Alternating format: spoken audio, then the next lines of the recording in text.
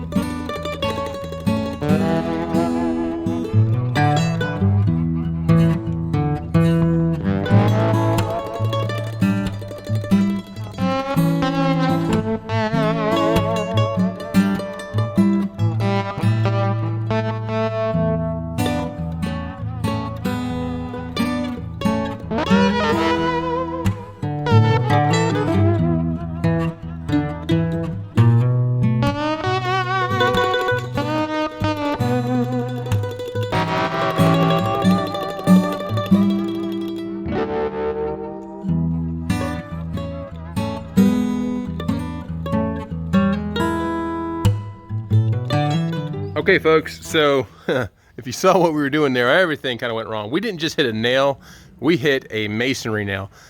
Hardened steel, and it sounded so bad when we went through it, and really what's upsetting is that was a brand new blade that we just put on there. So we made the initial cuts, the first 3 cuts or so on the outside with an older blade had been running all day. Then we put on the brand new blade, made 2 cuts. On the second cut, hit a masonry nail and then some other little nail. As you can see, we have some amazing color and stuff in this rainbow poplar. It's not as dramatic as I thought it was going to be, but it is still in here. The top portion of this tree had a few more colors and stuff like that. I was hoping for more of this purple. I like this purple. Everything that's in there like that looks good. We did end up cutting the base of this off, and you can see after I hit, well, actually no, that's the entrance of this one, but you know, the blade was rough looking. And we couldn't see the staining on the backside here because it was all grayed and everything because it's been out here in the sun for forever. I do not see any more staining. This is just a wet spot from where we were working and everything, but I don't think we're gonna hit any more nails. If you're also at the Sawmill show, this is one of the blades that had hit metal before, and you can see all these little lines and everything. This is a blade that was missing a tooth or something like that. Robert had cleaned it up, sharpened and set it. Even though it was missing a tooth and everything, the one part of the tooth that is still there is causing it to leave these marks on it, but it is still cutting true, and it is cutting pretty clean, other than, you know, you do have that little raised edge there, but it's cutting nice and true. It's an older blade that has been ran and sharpened probably 5 times, and I'm asking a lot of it to be cutting dang near 22 to 24 inches wide. So we're gonna see what it'll do. I'll do a real-time cut, and then we're gonna go back to doing a hyperlapse, because this next cut will be the widest cut, I believe, or right at. We're gonna be just about right at the widest cut.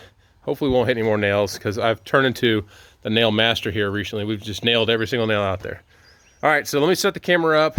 We'll get a good shot. You can see the sawdust and everything flying off, and then we'll get a real-time shot of this cutting through.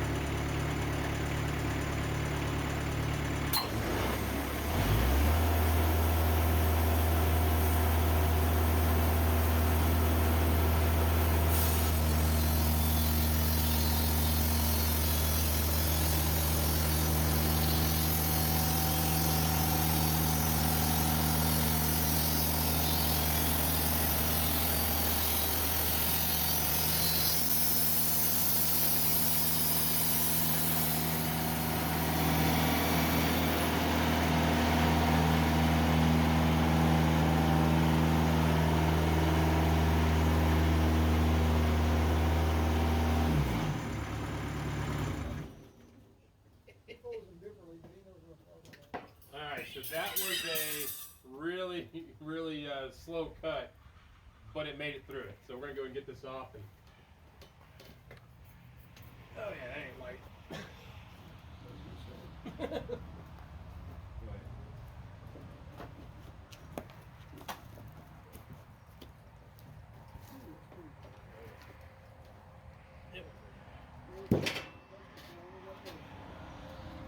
That's the color I was looking for, that's right. Okay, so let's go ahead and do some video. Well, let's first show you this right here. So you can see the color that's in here. This is what we're looking for. This is the rainbow poplar that we're looking for. Around that knot section, absolutely beautiful.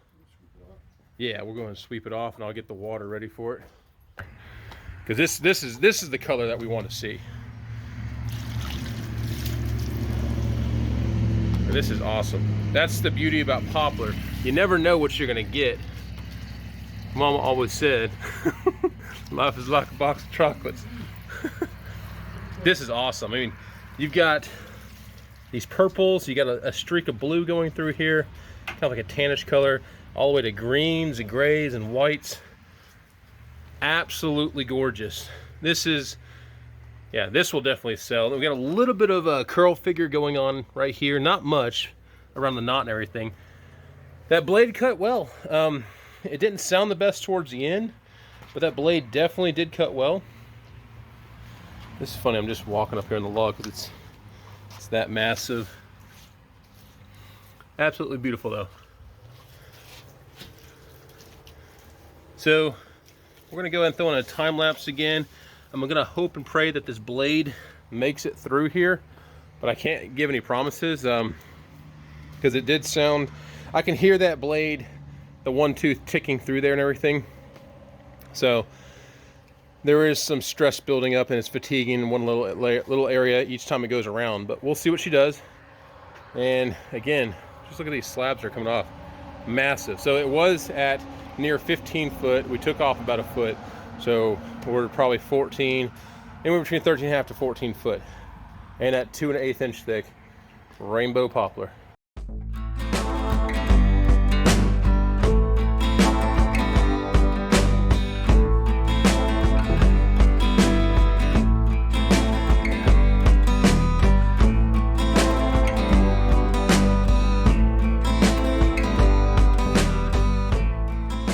All right, folks, so here are the first 4 slabs.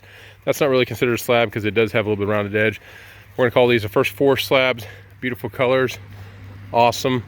And you come over to the big ones. The furthest one's the one I put water on, but these are awesome. Dog for reference, these are very large. Let's see, where's like just under 14 foot. beautiful colors. Look at this, I can walk across them. They're so strong and everything, but just absolutely beautiful colors. Could not be happier with these monster slabs turned out.